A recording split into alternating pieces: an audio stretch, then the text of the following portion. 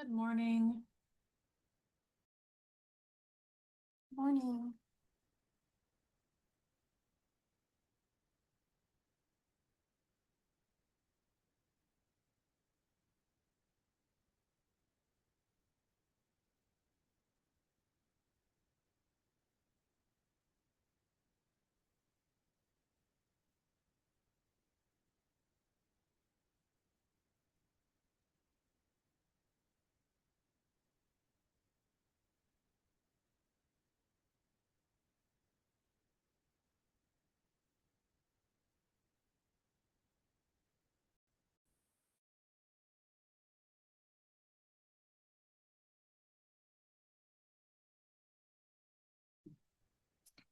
I'm just babbling over here and was on mute. Do y'all know how to shut off the Zoom auto record when a meeting starts? I'm gonna say, Taylor, are you on? She might know how to do it. I think it's something in settings. I I was have to gonna have say, I feel like I always have to turn the recording on, so I don't know how to unauto it.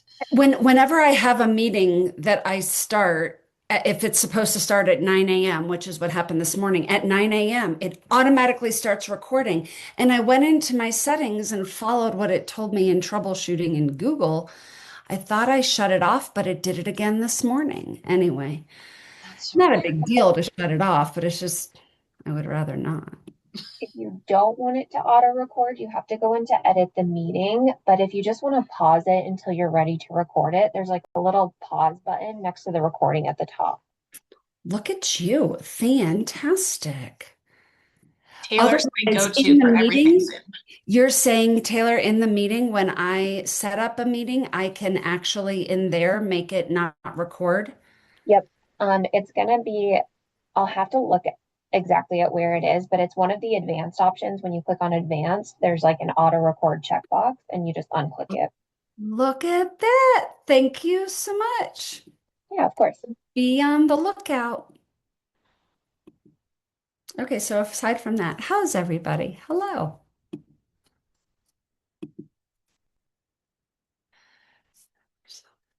I say we're looking a little sparse this morning. Hey, Fanank, is that Frank? Yes, it is. I'll change Okay. that. Hi, Frank. Hi, I how like are you? Fanank. That's We can go with catchy. it. We can go Yeah, with it. I think we should go with it. Absolutely. I think everybody should just type in what they feel for the day and see if we can figure it out. Yes. Here's Amen your to that. fun icebreaker for the day. Match the name to the actual person. We could make this the thing. All right. Let's see. I was gonna say maybe we give it a couple more minutes.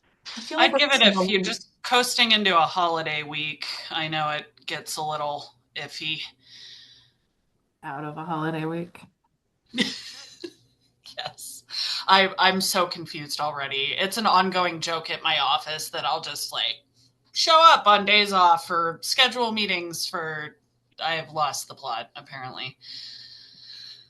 Definitely happens in summertime. I feel like it's definitely worse in the summer.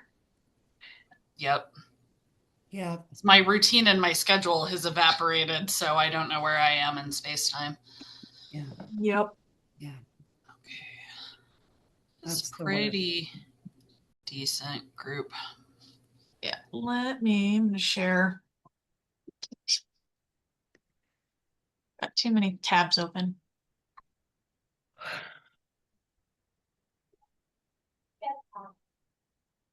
All right. Everybody see it. It's not showing me that I'm sharing. Yep. All right. So we'll just say hi to everybody. Do Hi. we, I guess I'll turn it over to Michelle and Jen. I saw Jen. Where is she now? There she is. Right. Let's see, we have 1, 2, 3, 4, 5, 6. So we do have a quorum, correct? I believe so. I think we have 11 members right now. So that was Fantastic. All right. Let's see. So let's look over the agenda. We'll call recruitment. What's SBHS? Oh, yeah. State Board of Human Services. Okay. Coming rule revisions, innovative ideas, questions, comments. All right. And you approved April minutes in May, correct? I was out. Yes, I think we Awesome. approved both March and April last time because we didn't have a forum during one of those meetings. Okay. But here are May meeting minutes.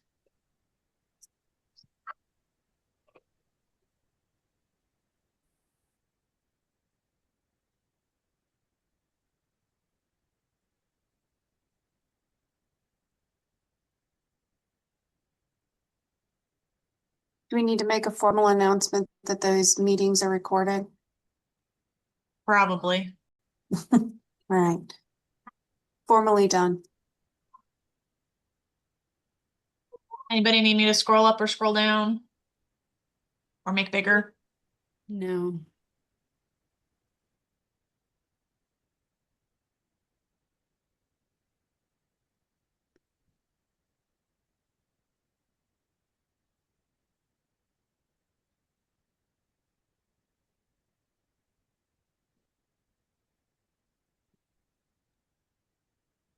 Motion to approve?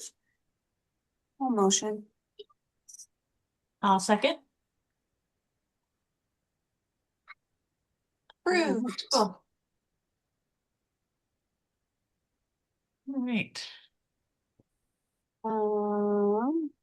Advisory board recruitment updates. Do we have any updates? So we submitted or pushed forward some applications. Andrea, do you have any further updates? Yes.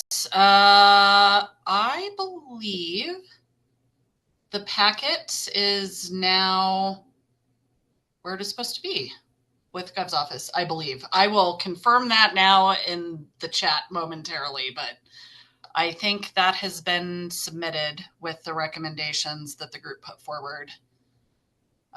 We put them in front of commissioner and that was favorable. So, all right. I will update in chat once I've done my research on my end. Should have been prepared. Apologies. That's what Ryan told me recently is there with the governor. If that Oh, well then chat. I will confirm, but now I'm even more confident that that is the truth of the matter. So Do you know, Andrea, like what the timeline for turnaround is for approval? last year it was pretty quick. I'm gonna say it was within the same month, like 2 to 3 weeks. Cool. But I'll ping Caitlin too, and she'll give me a more realistic timeline. Awesome. Is it possible either on probably minutes, I would assume makes the most sense, if we have just like a list of members and their seat, just because I feel like we don't, I mean, it is on the website, but Is it not on the header of the minutes? I thought it was. It is not in the header as far as like their seat. It talks about like who was here. Oh, yeah, we could amend that a little bit for more clarity, just so we know who's here and who's not. That's fine. Yeah. Sure. And we do have a list somewhere. I think we would have to get more Yes, official. that we have, and we can attach it in the minutes for today's for approval next time and all that, so everybody has the resource when they go out.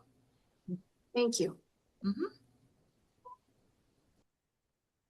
All right. 2765 review and updates. Look at us just breezing right through the agenda. Okay, so State Board Human Services, last time we talked, we were in between first and second read. And there was only a few like 2765 specific updates. We went to State Board on June 9th, and those revisions were unanimously approved. Yay! So the ones that specifically impact 2765 were updates to ECT for minors, just to reflect what is now in statute. And we added in age of consent around feeding tubes. That's something that providers had been requesting that we put in rule and have like really kind of solid guidance around. which kind of leads into the next like upcoming rule revisions, is we have our draft packet for the eating disorder rules finalized. We've had commissioner sign off on them. We're moving forward as far as getting things placed on the website for stakeholdering and public review. Stakeholder opportunities are on the BHA calendar. So there's going to be a variety of in-person and virtual. We are kind of bifurcating it with people who have lived experience or like have been caregivers of someone with an eating disorder lived experience, and then providers. Just so that we really kind of protect our lived experience folks and make them feel as comfortable as possible, kind of digging into things that they didn't like when they were receiving treatment. So we kind of separated those out. But so all of those are on, I believe it's under the, Taylor, which calendar are we under? Are we under training calendar? Or are we under laws and regs calendar?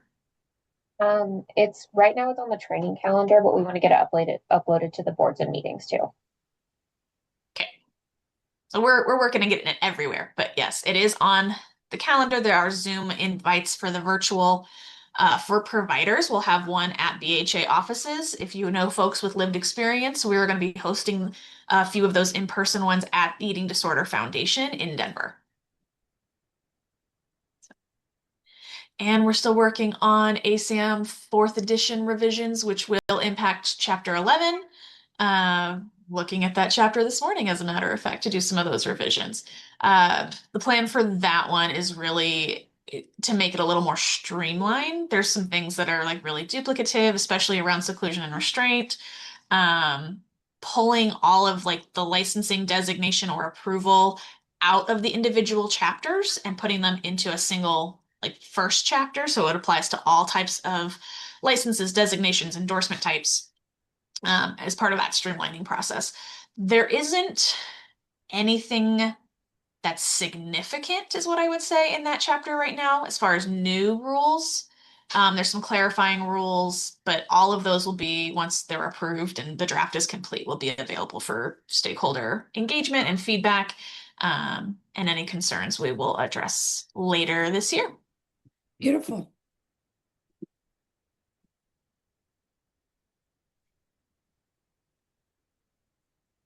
All right. We are just moving along. I think this was where we spent the majority of our time last meeting. I know it is. Yes. Sorry, I thought I muted myself when I sneezed. My apologies. No worries. And so anywhere that we have like kind of pink notes is what we have discussed. We stopped on this training for pickup orders and clarification, and I feel like this one is going to be a really big conversation because there's so many different like subcommittees or work groups or task groups that are trying to address this issue. Um, and so I don't know if there's a better way for us to bring our voice into some of those other spaces. I know we have representation in those other spaces. Like Michelle, I saw you at a meeting on Tuesday, I believe it was. But that way we're not duplicating efforts and maybe figuring out like where is the best place for this particular issue to be addressed and taken further. So that like for us, for example, if we decide it's not us, we have the ability to focus on some of our other innovative ideas.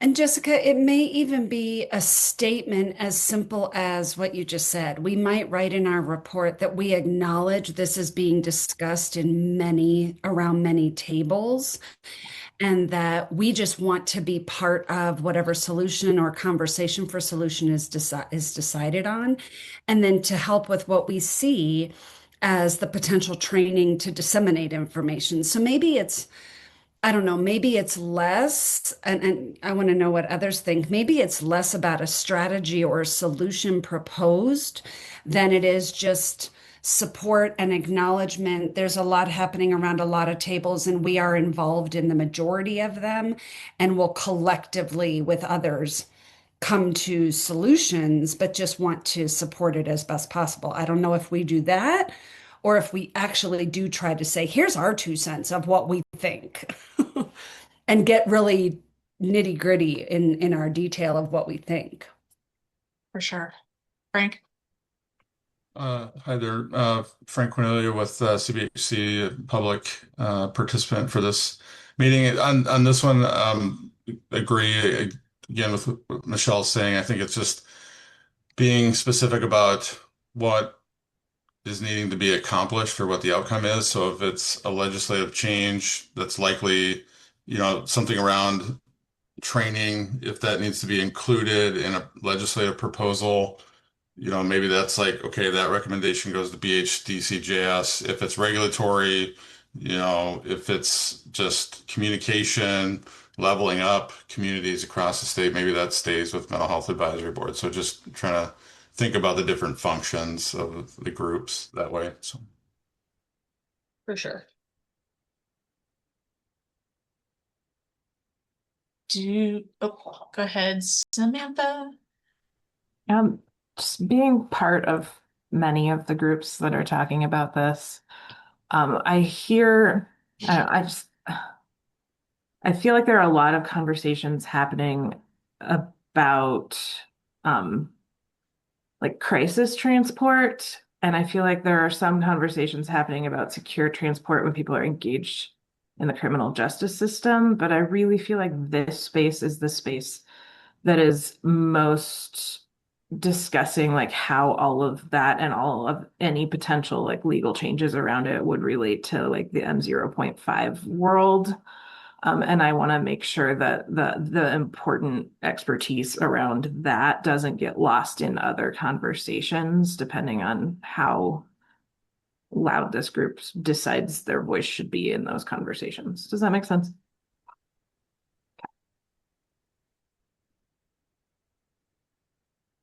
Are we thinking that secure transport should only be used for criminal justice involved individuals? Because it's not the way it's written currently in statute. It's not the way it's being used currently. Right. So that Certainly, would be a step backward or a reframe on what's happening. certainly, and I forgot to say this when I just said the thing that I said, but the piece where secure transport can be court ordered by civil courts if someone who is on an outpatient certification isn't compliant, is a time when it is in statute that people are hoping it will be easier to access that can help avoid criminal justice involvement for those whose involvement is civil at that time. I know this is something that like the AOT work group is also addressing to try and make no. I say I've been in those conversations at subcommittee. They've been talking about having secure transport be implemented with AOT. There's Yes, also I mean, the crisis subcommittee of BHDCJS, which is talking heavily secure transport. So to your point of everybody having their fingers in the pot at the moment, like we are all using words very disparately. And it's getting really interesting because of that. But so when anyone brings up transportation in the AOT subcommittee, I have been saying go talk to the crisis and competency subcommittees of the BHDCJS because I don't want more conversations to crop up around that. There was also at one time conversation about starting a transportation subcommittee from the consent decree steering committee, which again, I have said other people are talking about this. Let's not start one more committee on it. So I'm really trying to when I hear these conversations, sort of encourage centralizing them. And I think BHDCJS is a good location for that because they're really committed to bringing in the right stakeholders right now. They're talking about it weekly right now, and they have access to a bill in the fall. So if there's going to be any legislation, it's probably going to come out of there. What does that stand for? The treatment of people with behavioral health disorders in the criminal and juvenile justice systems is the most inconveniently named task force in the state. Alphabet soup.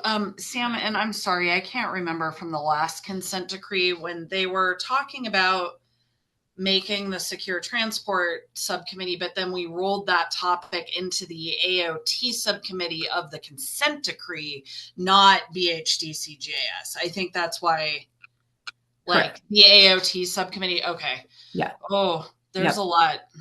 Yeah, so now there is definitely an AOT subcommittee, but I am not letting anyone, well, I'm not letting anyone talk about transportation in there, but I'm not letting us go down that rabbit hole. And every time it comes up, I'm saying, let's talk about it over there. Awesome. Ooh, how to capture that in notes, man. So maybe we need to have kind of an understanding and agreement that any transportation conversations just need to go back to that committee, the alphabet soup one. I'm not even going to try and pretend I know how to say it. Well, and I know like Kevin Bishop, right? And Yes. Aaron Kreitz have come here to talk about that work a little bit. But I think that those are really good, like individual points of contact. Like if anyone is not engaged in those subcommittee meetings or wants more information or wants to talk to the people who are leading those conversations, that they're very available and very aware that these conversations are happening lots of places and have been doing things like coming here to talk about it to try and get those conversations to align a little better. Go ahead, Gina. Sorry, this is Gina Schimmel. I am one of the task force members of the Alphabet Soup Group, and specifically on the crisis subcommittee as well as the NGRI committee.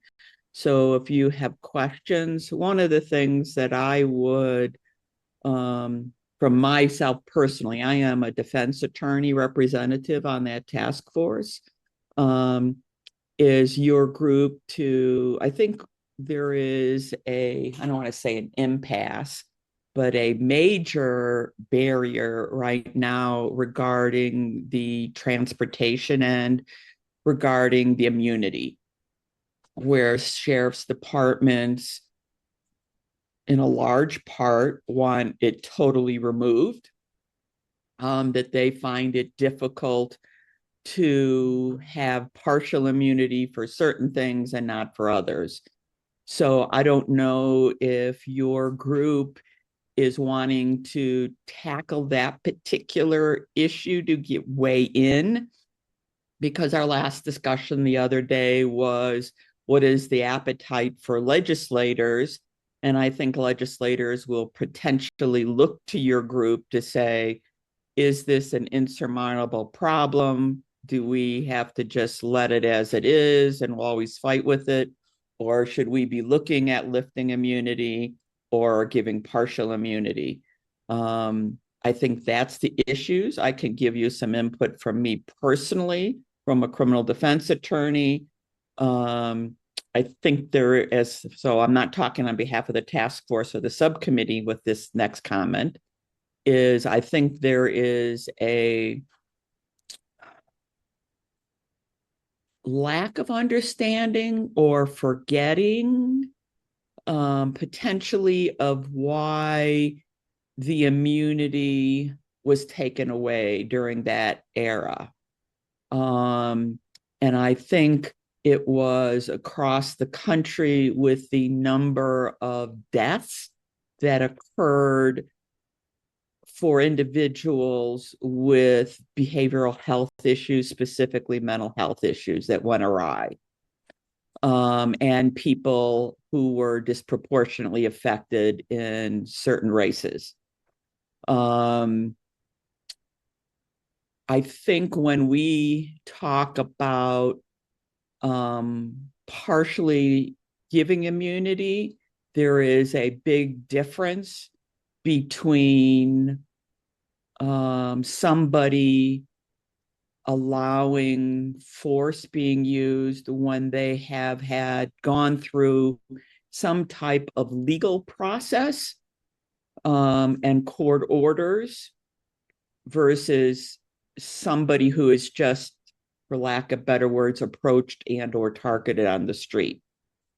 And I think that's where the two different sides of lifting immunity versus partial immunity are clashing.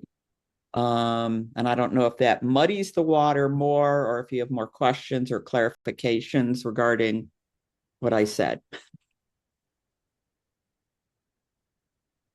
Karen, Dr. Rice. Karen is totally fine. So I don't want to get us on a tangent, but I did I was in LA for a psych conference recently and got an opportunity to go on a field trip with their homeless outreach team on Skid Row, and there's hundreds of people that are homeless. And they, so it kind of gave me a new perspective on how to handle the transportation issue. So, especially Skid Row in LA, the police want absolutely nothing to do with any of those folks, so they never come ever. So what they've done is they basically have their mental health people go hands-on, and they are able to get people into wherever they need to be. Now, granted, it's a less of an issue when everyone's homeless and you don't have to like break into a residence, but they are really going hands-on, and they get training to go hands-on. And why this is kind of allowed, I think this is my interpretation. The homeless issue there is such a problem. I think the county of LA is kind of like, do whatever you need to do. Like, it's very minimally regulated, so they can kind of do creative things. Because I was hearing about this, and I'm like, wow, this is interesting.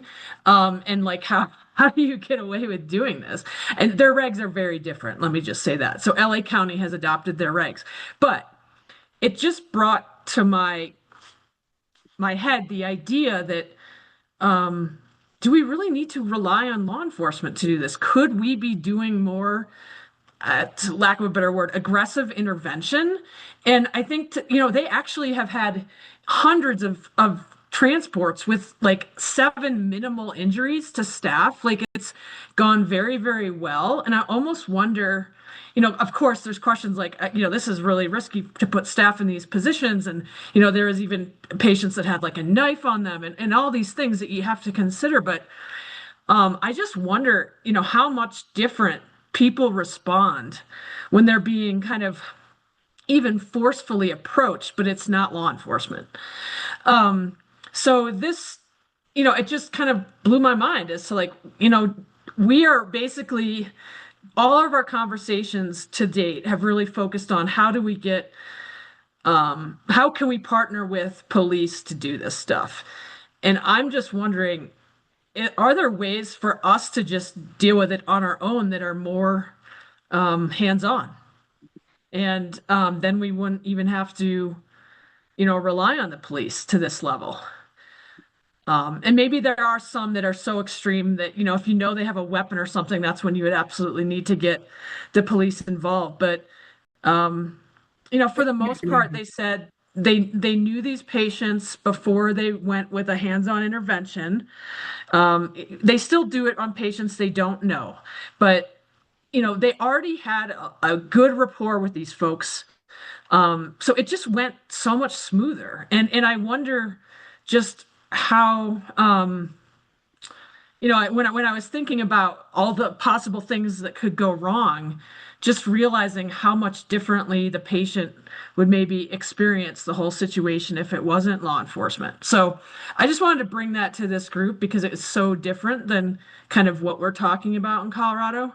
But that was just a thought.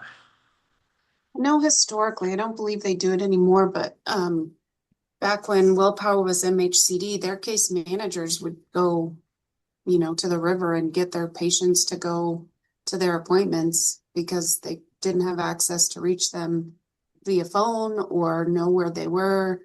And again, a majority of the population was homeless and staying by the river. So I know now, I'm sure they would say it's not safe, but just even maybe 5 years ago or so, they would go, the case managers with no, law enforcement background would go find their patient in person. And I would venture to guess that they had more compliance than they do now. I brought this up in that BJCD, whatever the meeting is on Tuesday, because they're talking about secure transport for pickup orders. And my comment in that meeting was, while we're trying to figure out who is going to be the person in the time of crisis, to go pick folks up. Simultaneously, we should be focusing on our own field and closing the mental health gap by saying, what can we do that is within our purview to try to prevent the crisis at the end? And, my old team back in Chicago and in Indianapolis was an ACT team, and Colorado has ACT teams. And your ACT teams, my old ACT team's job was you had a caseload, and on July 15th, you knew that Johnny was supposed to be at the psychiatrist, and you went and made sure Johnny got to the psychiatrist for his IM, because if he didn't miss his meds, you wouldn't need a pickup order 6 months from now because he's off in some park acting a fool. So, and then the comment to that was, but we don't have a budget. We're stuck in a real state of constraint with the state's budget. And my reply to that is the budget is not an excuse. ACT teams exist. Staff are already on payroll. Why not just get a directive to the CMHCs that exist in already, that have these teams already in place, and say, it is time to be laser focused with our highest risk people, and we need to be on them like white on rice, and we need to know where they are, make sure they get their meds, because if you can talk to Johnny before he's full on flagrantly psychotic and causing an issue because his appointment is today, you have a much higher likelihood of compliance and cooperation. So it's this, how do we add an ounce of prevention here that can actually prevent 10 pounds of chaos and crisis on the back end? I think, Michelle, I agree with all that. And I was on an ACT team, and I was very familiar with how that happened. And we went, and even I went out in the community all the time, but there was kind of this, limit. Like there was no way we could have gone hands-on. And so, I think there's very much the opportunity, even within our current regs, to do more of what you're talking about. But what I'm talking about is, right now, things that even the ACT team would need to call law enforcement to do. Like when I was in LA, they showed videos of what was happening when they were taking these people in for transport. They'd have like 10 to 12 staff surrounding people holding on to the patient. Like that is like next level intervention. So I'm talking about even, more like the things like right now that we would absolutely call law enforcement to do. I'm starting to think there's more we could do if we had regs that protected us, adequate training, and it would probably be better received. So I'm just, Karen, yeah. is it like, can you give us even illustrated a little bit more detailed? Is it like, do they backboard them and, into the van and take them to a facility? Because Yeah. I Yeah, think, I can Michelle, give you some, yeah. Go 100% ahead. agree on the ACT side. Like, and yeah, Karen just said it. I mean, there's a line that I think, Jen, to your point, well power is doing that. I think they still go to the river. It's just a matter of what do you do with somebody who's, whether it's catatonic or, resistant and, not, refusing. And that's the point. I think we're talking about more hands-on and who does that. I think if we can avoid law enforcement at all costs, I think we should, but I getting think standing that up will be just as cumbersome as everything we are trying to do right now, because most of the crisis which teams part? that if you were to say if we were to say as a group, our recommendation is that we mimic what LA does. To get that actually from statement to implementation is going to take you just as long, because most of your crisis teams, you'll have people quit. They don't want to go hands-on. So you'll need an entirely new type of thing to be able to get this put in place. So you need the regs, you need the protection, you need the staff, and you need the training. So you're back to 2 years before it's up and running. Well, one of my questions for Karen was who's putting hands on? Is it a different agency than the treating agency? They're all Well, and this is very interesting, Michelle. So interestingly, like when they asked people, like it was totally voluntary. You did not have to do it if you didn't want to. They had more people that wanted to do it than didn't. And I would make the argument, even if this would take the same amount of time to implement, like what ultimately is going to have the better outcome. Um, Frank, to go back to your question, they showed a great video of a guy on the beach, and they had the ambulance drive up to as far as they could go, with the gurney. And the staff basically, like I said, there was like 12 of them at least. They picked the guy up and carried him to the gurney and put him on the gurney. So that's how it worked. So in the other videos I saw, it was really like the ambulance would be there with the gurney, and the staff would get him the Yeah. patient onto the gurney. I mean, it's how it interesting worked. because, having worked for inpatient psych for 5 years, that's what you do in an inpatient, right? Like, all, techs run to the whatever's happening, whether it's personal safety or safety of others in the milieu, and it was 10, 12 people. You always do it in a group so that you're protected, and a lot of, staff are protected and the client's protected. And so you're just, it's the model is in the community, right? Versus some type of regulated facility. So. Yeah, there's definitely training that needs to happen, but staff were more than willing. And I think largely because they didn't want the police to have to get involved either. Um, Right. and just felt like this patient, they knew most of the cases, they knew the patient, they had rapport with the patient, even though the patient didn't want to do it, it worked out better. So, Do you think they call it an AOT program? I'm thinking about Samantha's group. Like, this is what we're talking about in the AOT subcommittee, or, I don't know, Samantha, if you agree, but that model, because we talked about our threshold for doing that. Like, I'd like to look at California's threshold that, do they have to get an order, or is it, something that is a clinical judgment call? But we have a gravely disabled threshold that we talk about not being used as much because it's all on the, for 2765 we talk about the individual and or imminent risk and for safety, but there's also the gravely disabled definition, which was meant to be a lower threshold. right.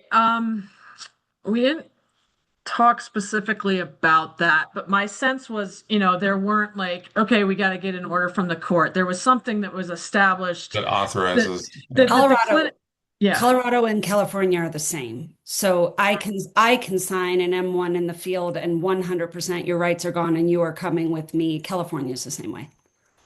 Right. So, interestingly, on the M1, when you write an M1, the person authorized to transport the patient is actually the person that writes the M1. And I never knew that nuance until I was talking to some lawyer about it. But, really, that's where we go back to like, whose role is it to transport the patient? Because on the M1, it says the person who's writing the hold is kind of responsible for the transport. And that's why police, when they do get involved, it's like we're doing this, out of good faith. And why I think there's, even more issues with them just doing it when we're saying they have to do it, because in theory that M1, or in legal terms, that M1 is actually giving the permission to the person writing it to do the transport Or coordinate, yeah. or coordinate. So so in a way, Michelle, I think we already have that authorization in place. If you write the Oh, you M1, do. You do have the authorization. Now you need the team. And right. I don't envision this because this is a totally different role than what Crisis does. Crisis goes out and talks to people and assesses people and then makes a determination. This is kind of the people you'd call in lieu of calling 911 and saying, I have an uncooperative person and I've got an M1 written, come help me with use of force to get them. You would call your, white van team and 12 people would descend out of the van. Those 12 people, their job is to simply go hands-on and move people.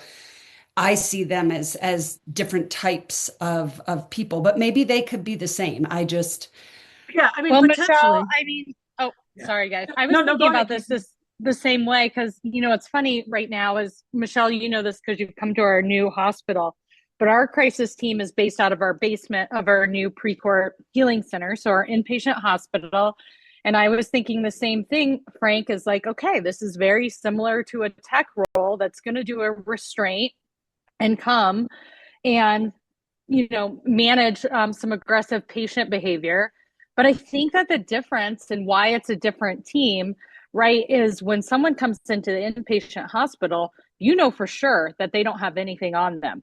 They've already been checked for anything that is completely dangerous. If we're going out into the community, I mean, that's just how do we secure our providers? That's my biggest worry. That was my first question.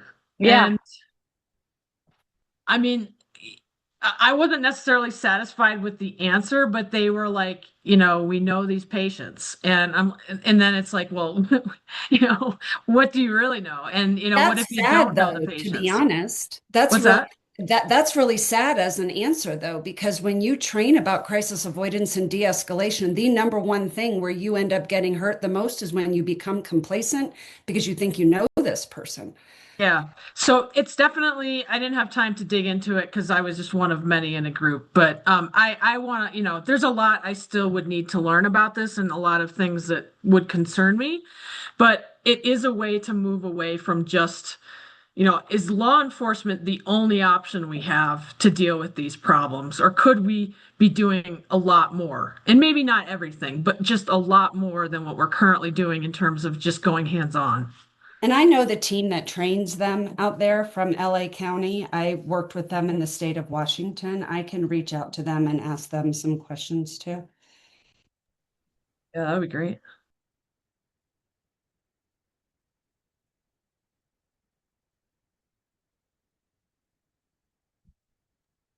Do we feel like we've come to a place on this part where we could move on to the next? Because it sounds like we've already kind of agreed, like, we're going to pass kind of this requirement off to a different group for them to have their focus and efforts on. Do we have a plan for someone to represent the conversation that just happened in that group that is also having transportation conversation? Who's already in both? I'll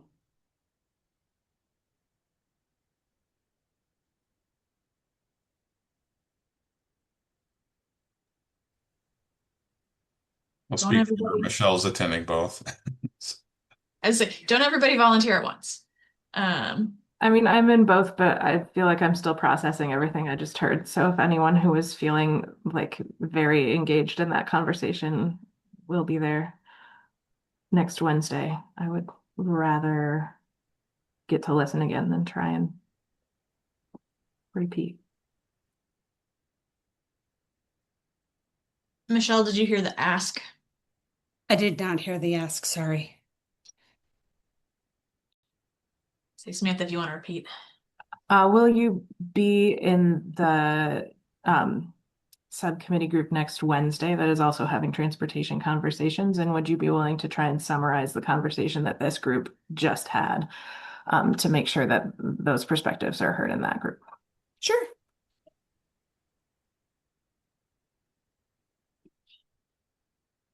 You're talking about the same one that was this Wednesday? I think it's every Wednesday. Yes. It's like scheduled every other Wednesday and then ends up getting like emergency scheduled on the in-between Wednesdays because there's too much to talk about. Yeah, yeah. And they brought up some really interesting things this week. And it is a fascinating conversation. It really is. I don't know the right answer. I really don't. I feel like number 4 on here needs to be also addressed by that other. Yeah, and I think that's a big one. I mean, Casey brings up an enormous issue, with 12 people will storm a patient on an inpatient unit, except patients in scrubs, and they know there's nothing on them, but on the street, you have no idea. And I think there's no, I don't know, I'm sure I'll get chastised for how I try to phrase this, but I think my biggest fear is we've come so far as a field with our clientele and stigma and support. And I realize law enforcement is front and center in the newspaper every time they go head to head with a psych patient, and God forbid a psych patient dies, it's, front headline of the news, law enforcement kills mental health patient. But I think my biggest fear, because I hear it so frequently as I travel the country, crisis clinicians are getting injured and killed in this country when they go out to do crisis assessments without law enforcement because there is no proper training. So I do harp on the fact that the training is vital. But I think my biggest fear is that if the headlines start to shift to mental health worker killed by schizophrenic, crisis clinician killed by mental health patient, I feel like we're going to go back 50 years and our population will be vilified.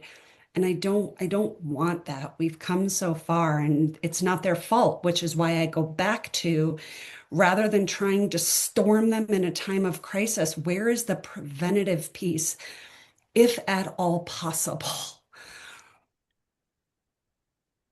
There's my soapbox. I'm done. I mean, I think there's a metric crap ton of things we can still do from the preventative measures. And I think we should maximize them to their full potential. But I think there's still, regardless of how much we do that, there are going to still be these situations where patients don't want to go. And how do we deal with those? Of course. Of Yeah. course. I guess I'm just more in the crisis conversation. I would love to know. X group just met on Tuesday and they've put new regulations in place for their intensive team to help with their SPMI patients. Like, I guess I just don't hear that chatter, so I don't know what exists and what doesn't. So I'm just hoping that it's either in existence or can be in existence. I live in the world of crisis. The world will always have a crisis. Well, and like you just said too, I think the dangerousness is, I don't know if it's increased. I don't know what the stats say, but I mean, certainly gun ownership is high in the Western states. I mean, that's where, I don't, as much as you want to, have every alternative to law enforcement involvement, I think that's, there is, provider and public safety that comes into play with, and that's what we've heard. We've collected some stories on behalf of our providers, and it's some pretty serious stuff, and including weapons, whether it's knives or guns. I think, unfortunately, you just need a full toolbox, right? And, authority to move forward in a safe manner that includes, law enforcement rarely, but occasionally, and then the full continuum on the treatment side. Yeah, I think these conversations are so dichotomized sometimes. Like, there are people who think that we should not put hands on people when they're in crisis. And there are people who think that we need to intervene physically when someone could be dangerous.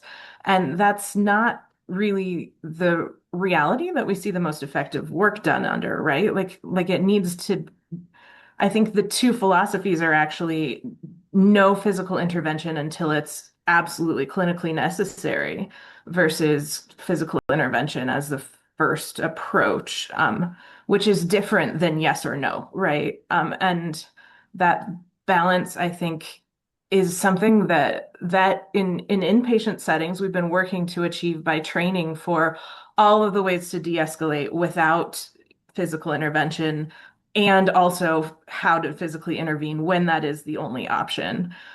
But for that like community setting where you don't know what's going on, where there are various teams that could be intervening, where someone could have a weapon or something and we don't know about it, it doesn't have that same progression to that point of physical intervention, and the training for how to physically intervene is super different. And so just trying to figure out how to make a community-based crisis have that same view of start like doing what's most clinically appropriate, which means no physical intervention unless it's assessed to be necessary, and then making sure that people are trained so that every step along that way, they know what is both best clinically and safest for the people who are intervening and the person who's in crisis is just, I think it's so much more complicated, but it's the same progression that I think we need to figure out how to include. Does that make sense? It's also a continuum, right? So let's just say hypothetically, we all think this is a great idea. We put a team in place, we go grab people. Where are they going? Like, what are the resources that other states have that we may or may not have? Respite is a laughable thing to talk about in our state. Respite centers are all but gone. They're so hard to find across the state. ERs don't want these folks. You'll have a full-on fight in an ER. So the question would be, if something like this is on the table for discussion, it needs to happen in tandem. Otherwise, once again, in the world of government, we have the cart so far before the horse. We have a team in place. We're ready to go. We can go get these people. We don't need law enforcement. Now what? So I think this is an entire continuum of a conversation as well. And I think it also just goes back to like funding, right? Because when you, Michelle, I hear you talk about ACT, and to me, that is probably not the answer, but it's part of an answer of that preventative approach. Yep. And I know for sure, as we have an ACT team, we're in a rural community, it is probably our most underfunded service area. It requires so many individuals to be involved, and the reimbursement is very, very small, and the vast majority of rural communities cannot afford to have them. So I think that's part of that piece too. Again, where do we put the emphasis to get that bowl? And like everything, we have to be the tide. And if the tide is going to shift, everything will move commensurate to that tide lifting. But it all has to move at the same time versus all the efforts here. Now we've got this solved, but it doesn't fix that. And I think that's why I keep saying we have to make sure that we are having simultaneous conversations on the crisis front. What do we do when we have to pick this person up in a state of complete chaos, disarray, and uncooperation? But we simultaneously have to work over here with the prevention, like ACT or fill in the blank, whatever it is, and close the gap from both sides kind of simultaneously. And I think that's the beauty of everyone having different passions, because they want to work on one side or the other typically.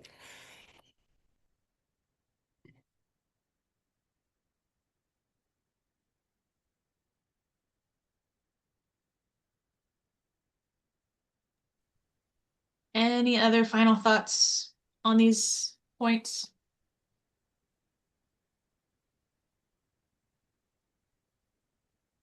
Okay, so it sounds like we're just gonna tie 4 in with 3. Change this color. All right. All courts and districts on the same page with 2765. I don't remember who originally brought this up, but if we can have just a little more information, because yes, we know like statutorily there's a 30-day requirement, but some people have said like courts are requiring 45 days for extensions. That was me. Yes, so Denver specifically, and I understand why, they're a huge county, but they require 45 days, and I know it doesn't say that in statute. For our purposes, we understand, and so we're just doing it, but I do understand that it's not in statute. The other issue is some courts will put their orders exactly 90 days, calendar days for expiration. Others just do 3 months. So if you certify somebody on January 30th, the expiration date would be April 30th. Some courts will literally count out 90 days, and it's not a huge deal, but enough so that we run into it pretty frequently. And it's just, I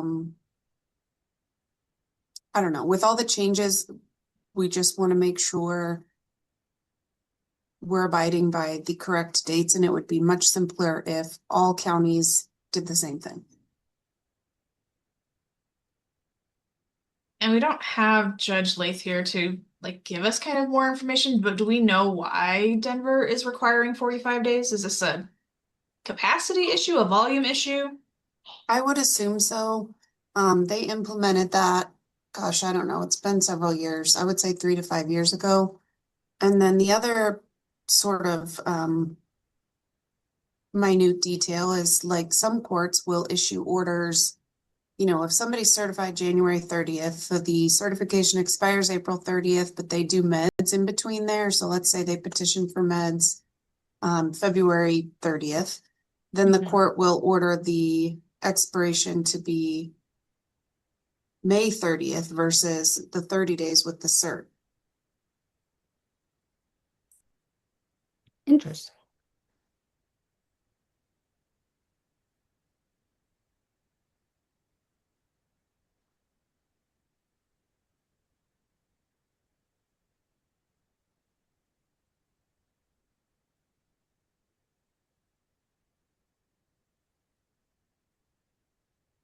Okay, what are some people's thoughts? How would we want to address this? So we thinking this is just a training issue? Do we need to make some like specific regulatory decisions? Like, should BHA write rules for providers to go in line with this? Like what? So we don't have jurisdiction over judicial and how they are formulating their orders. We can provide training, and we have around like what's in statute, right? But we are pretty limited. I don't know if anybody else on here really has to deal with all the courts, but because we take patients from all over the state, I don't remember how many counties we have, but each county has their own specificities, and it's just in a facility like ours where we work with every county, it's just hard to keep it all straight. It's wild. Everybody has to file it different. Everybody's response time is different. Some people have like one person that responds to all of it. And if that person goes out of town, no one in the entire court system knows what to do. So I think you're right. In my ideal world, I know we don't have jurisdiction over this, but it would be amazing to have a centralized system that these filings can go in and then go to the right place. So that way, at least it's streamlined from a behavioral health perspective. I think it would allow us to get more consistent information to the court. And then the court, I think, would be receiving it from a centralized place, because I think a lot of things are falling probably through the cracks because it is so, especially the small counties, like sometimes they've never even heard of this process. So I'm with you. And like you're saying, we often will transfer certs to a different county, or a different county's mental health center will take a cert and then they're used to whatever their county is. But if they're taking a cert from a small county, it's just very nuanced and difficult to navigate. This has come up too in the world of trying to move people who are incompetent to proceed onto civil certs instead. Because my understanding is that like a lot of the time, if someone's coming from an M1 to a cert, the provider that's going to hold that cert just works within their own county. But the way that the laws were written for if we're converting from criminal to civil is that the county where the criminal case is the one where the civil courts are trying to certify. And so we have counties where there are criminal cases and the civil courts are just not used to the certification process, but would have to do it if we were going to succeed in implementing the new laws around transferring to civil certification. That's a good point.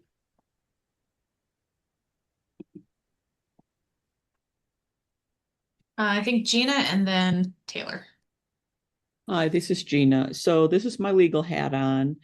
I hear you specifically. I totally agree with you with regard to the lack of uniformity across the counties. So a way to address this, and you're probably part of the best area or committee to do so, is so laws, each jurisdiction, each county has their own chief judge. However, they all report to the Colorado Supreme Court chief judge. That Colorado Supreme Court chief judge has the authority and the ability to set out state standards for all the judges across the state. So that would be your avenue or your recommendation to approach the Colorado Supreme Court chief judge to say, can you do directives, or we recommend you do directives in the M1 area and outline what those areas should be. And they can be, I think, accomplished regardless of, I'm sure there will be pushbacks, oh, our county doesn't have that ability. But there's almost always, as you said, one person who is the point person. But the chief justice has the ability to say, here, you are required to have these procedures written in order so that someone can, when you're on leave, you must be able to follow these particular things. I'll just give an example that's recently happened. Is the Supreme Court judge put out a directive with regard to law and order in the courtrooms or the court buildings because of actions from ICE and other entities, and telling the chief judges of all the jurisdictions what they should be doing, and also setting up their own policies consistent with the chief judge directive so that there is law and order within the courts. So you may want to look at that type of procedure for the mental health arena. Because that same thing happens when, even in your big jurisdictions, Denver is, Judge Leaf is kind of the exception. Denver has the ability to be a city and a county in and of itself. And they also passed a tax law specifically for mental health and criminal justice arena. So they can form things different than the rest of the state. However, the majority of other counties literally have judge rotation. So you have that from when they go from civil to criminal to behavioral health ends of their dockets. So having chief judge directives in this area is something I think very doable for your group to create. That's really, really helpful. I personally Yeah, that's great. Need that information. I wonder if, I guess, how would it be received if we did something like we do with the, when we've written like recommendation letters or that we all sign, would that be taken well or not so much? Do you think? Are you asking me? Yes. Oh, okay. I've not done the research on your group to know what is your authority. Right. I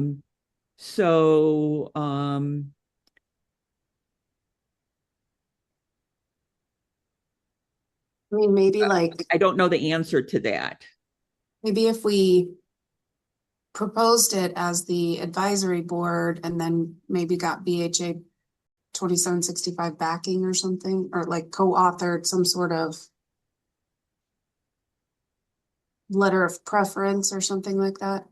I mean, the advisory board already sends their recommendation directly to the General Assembly. And so it's really more what sway would the letter have to the General Assembly to work with the judicial branch?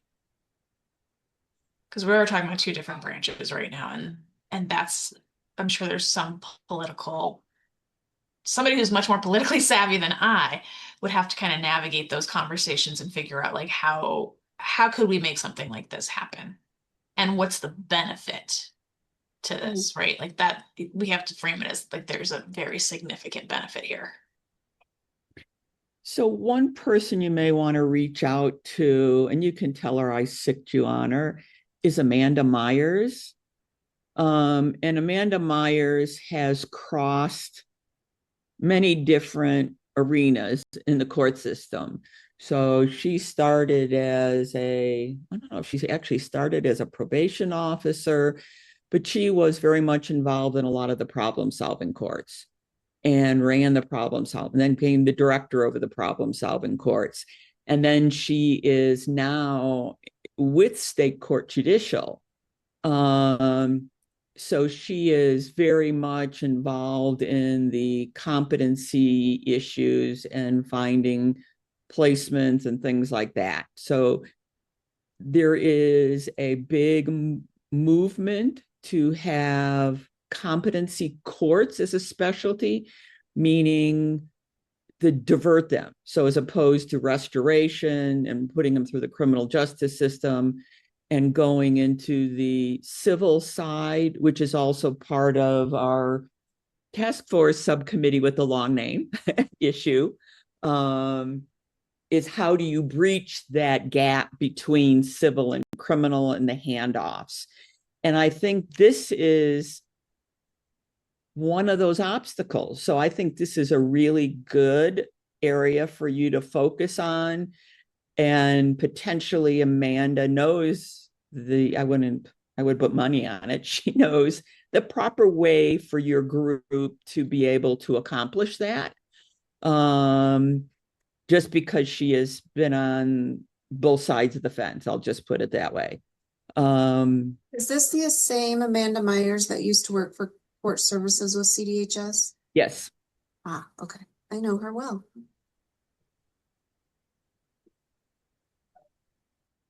Taylor, you had your hand up and then Samantha.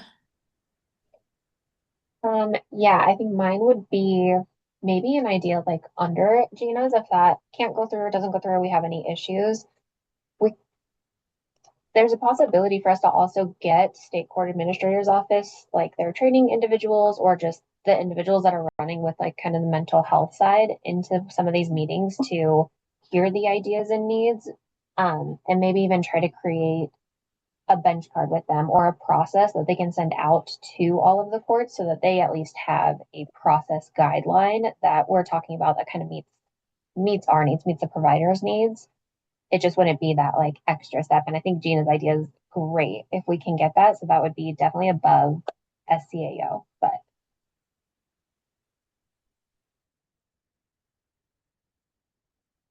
I also wonder if this is something that we could work with Bridges to pull in some involvement there, as Bridges is growing and expected to be more present in every county.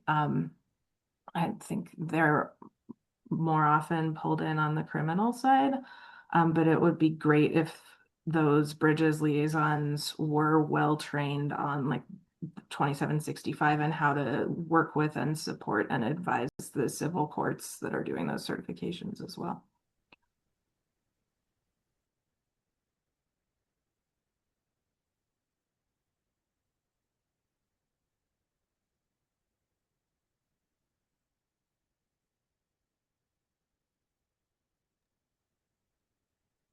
And I wonder, Oh, go ahead, Samantha. right, I just wonder if we could even leverage Bridges, especially in counties or judicial districts that don't do a lot of civil certification, to really be supportive of the civil courts there in cases where certification is necessary, regardless of whether there's criminal justice involvement for those individuals. I don't know. That's outside of the purview of like the authorizing statutes for Bridges as they stand now. So maybe I'm overthinking what they could do. But it is like a program that is specializing in supporting courts with mental health issues, that is intended to be statewide. And it would be great if that support were happening for both criminal and civil courts, especially as we imagine a world where there's less and less of that civil court or civil, less and less of that criminal court piece necessary for our clients. Gina? I agree with Samantha totally. And one of the things you need to look at is, and I have not seen their authorization since Bridges became separate and apart, its own entity, but it is critical for all entities to be able to span civil and criminal. Too many times, I should say, the majority of times, I'll just put it that way, and most of you may not know that one of my hats I did do is, because of our area, I started a shelter for mental health clients being released from our jail in our community. And now Mental Health Colorado owns that nonprofit I started. But there needs to be not just a warm handoff, but entities need to be able to work in both the civil and the criminal arena. Almost everything right now in the criminal arena, even within the criminal arena, as soon as somebody is found competent to proceed, those services and support drop. They don't carry through. And the same thing is even more exponentially known when the DA in our subcommittee meeting the other day brought up is they want to do the right thing, take them out of the criminal justice system and put them in the civil side, but there's no transition in between. There's not even just a warm handoff. It's just, there's no handoff really. And it doesn't, and the DAs, and rightly so, especially on serious cases, don't want to do that because of that lack. And so I think everywhere we can in the criminal justice system, we need to not tie the hands of the entities, and especially the Bridges people, to say once the person is competent, you don't drop them, or once they're out of the criminal justice system, you don't drop them, or and it's not it's not that they want to drop them, is that their authority drops. So we need to, in your recommendations, to say they need to bridge those areas and not have their hands tied. We also have hundreds of people in the criminal justice system who are incompetent, some of whom are unrestorable, who do not meet criteria for certification. And so there is the possibility of no treatment outside of the criminal justice system, depending on someone's willingness to participate voluntarily.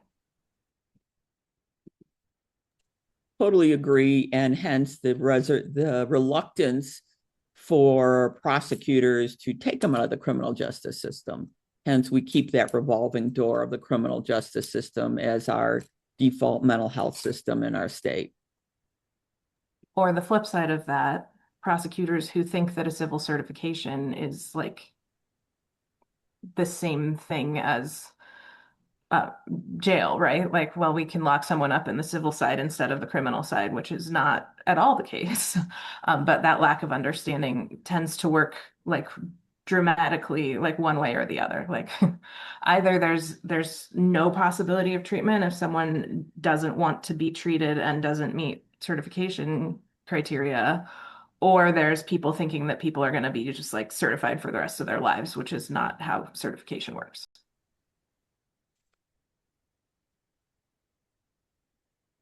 And, one of the biggest holes that was brought up in our meeting last week, and I don't know if people actually understand it because it's a legal issue, is a person must be competent to raise a defense of not guilty by reason of insanity, to go to state hospital and be found NGRI and having the treatment in all our support systems. We have no system in Colorado presently for the person who is incompetent to proceed and is not restorable in the foreseeable future. And by statute, now a lot of those cases must be dismissed because you can't hold them indefinitely in the criminal justice system incompetent because they've not been found guilty of anything. don't disagree with that, but we can't have we don't have a space for them for the treatment or anything else like that. And I'll just put another hat on. I volunteer for the NAMI Law Line, and for over 9 years now, and there is a very big divide within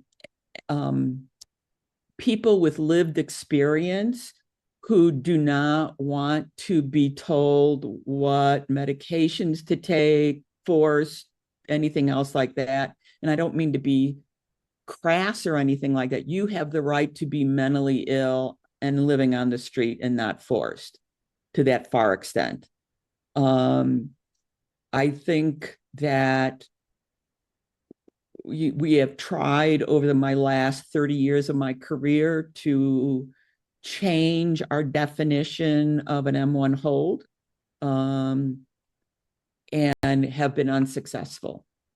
And I don't know if that is something your group also wants to try to look at. You brought it up already in that we almost never use gravely disabled. It is largely used for generally, senior citizens who have no family members checking in on them and they're wasting away in their home. Other than that, it is solely a threat to yourself or other, and that is an immediate criteria right then and there. Our standards do not allow the provider who would like to put an M1 hold on them to look at, gee, this person has been on an M1 hold like 10 times in the last month. It is a definition for here and now, and an inability to look at the number of times they may have been in the criminal justice system or the number of M1 holds they've had in the last period of time in determining if someone should be on an M1 hold. So that is another area that you may want to look at as a group, to revisit the criteria for M1 holds, to look at the history of the individual.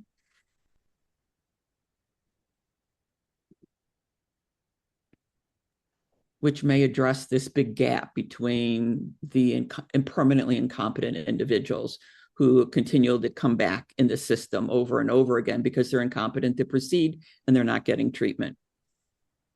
Yeah. So we have about 13 minutes left. Previously on our list, we've added priorities to our numbers. So you can say we've got for the automation, we said this was our high and medium priority. The combining of the EC and the M1 was a low. 3, we've said we're passing off to 3 and 4, we've said passing off. With 5, what kind of a priority would you like us to focus this on? And remember that the higher the priority is what's going to be included in the recommendation letter.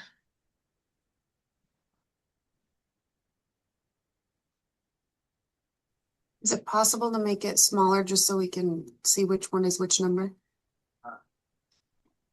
You have to make it really small. So 5 is this is the courts and districts all on the same page. So number 3 is the pickup orders. Number 2 is EC and M1, and number 1 was the automation. So we're just adding high, medium, or low priority. And they're not in order of high, medium, or low at the moment. No, this is the order that they were added to the list. Yeah. I would say my vote would be medium. And I think when we were rating these, we were also looking at what is a priority, but what is a priority that we think will be, I don't want to say easy to accomplish, versus this is monumental and is going to take a state house stance to make it move. So on this one, Jen, this is not the world that I live in at all, so I didn't have much to weigh in at all. But is this something that is easy enough that could be accomplished? Because I would love to make sure we add to our list things that we can actually say we accomplished with our recommendations too. That was my thought of this one seems a lot more easily accomplished than some of the other ones we have on our list. 100%. So that was my question to Jen is, Jen, do you think this is something that can be more easily accomplished, or does it seem more complicated? I think our piece of it is easy enough. It's maybe a high, medium high. Kind of like what we did with the M1 automation. Yeah. Some of the more philosophical places that conversation went are also some of the issues that are going to be addressed by the AOT subcommittee. So some of the like concrete stuff that we actually could do can stay here and be something achievable. And then some of that bigger stuff can also move to other spaces. Given our short amount of time we have left, I think that we can leave the last one if we want to discuss it for next time. This one is about funding enhancement and incentives for designated facilities. Let's see, what else do we have on our agenda? Subcommittee status. So this is the subcommittee that's going to help write this recommendation letter. Who all do we have that is on that subcommittee, and how many more people do we still need?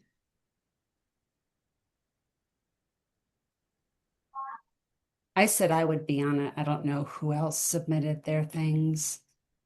Yeah, and I don't have access to that. And with Caitlin temporarily reassigned, I'm not quite sure where that's at. It might require Jessica and Jen a new email to the entire board just to say, can you reply back within a week to let us know if you'd be willing to help compose this letter? I think we might need to start over. And I'm happy to be on it too. I feel like I opened the Google form. I don't know if I completed it. It probably sat in one of my open tabs for a couple months. So I'm happy to join. Thank you, Casey.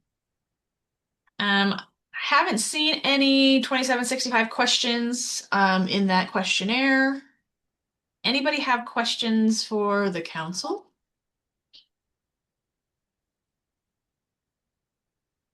Okay. And then the only thing that we need to discuss is, are we meeting in person in July? It's been a while since we've met in person. Has been. More than happy to host it at BHA offices. We can get a fairly good sized room, unless somebody would like to meet elsewhere. I feel like July is like a safe traveling month. Agreed. It's the 25th. Is that it? Yes. I would offer to host here, but this is my final meeting with this board. I've served for two rounds, so I appreciate the time. Cassie. Yeah. Well, you don't have to leave, Cassie. Could be a guest. I could host as a guest. Yes. Could be a public comment person. Or we'll see about getting a Google survey out just to see like where would people like to meet. I do have it right now. Like I've scheduled a room just in case at BHA. That can always be deleted, obviously. And we'll do a hybrid for those that can't travel. I selfishly would love to see the inpatient unit at university and the new, Cassie, is it your mental health center that has the new big and beautiful facility? Yeah. Yeah, we have our Longview acute care. Longview, that's right. Yeah. We'd be happy to host as a guest. I can facilitate that whenever you all would like to visit north. It's between Fort Collins and Loveland, so it's northern Colorado for anyone who'd be traveling. Is a very nice facility, and I'm a little biased because I'm also Summit Stone's licensing person. We appreciate you, Jess. It looks like the Legislative Oversight Committee for the Treatment of People with Behavioral Health Disorders in the Criminal and Juvenile Justice System is planning to meet that day. I have not heard a time. I'll double check that date too, but I've got it on my calendar for sometime that day. And that would be at the Capitol. So if others are interested in both of those things, that may affect any decisions about trying to be in multiple places at once. So then maybe for the purposes of July, at least it might be best to do it at BHA offices just for that central location if people also need to attend the other meeting, if it's not a time conflict. Would it make sense to do like a joint meeting? I mean, it would be different times, but just throwing it out there. I don't know who runs that. Samantha, do you know who's in charge of that? So the task force is overseen by Jack Johnson from Disability Law Colorado, and then the assistant deputy, none of those are the right word, vice chair, I guess, is Erin Kreitz from DPS. So they would probably be the best points of contact. But this meeting is not the task force. It is actually the like legislative oversight committee of legislators. But that meeting that I am looking at my calendar, it does say July 25th. Is when the task force will be recommending bill concepts to the legislators on the oversight committee. So Gotcha.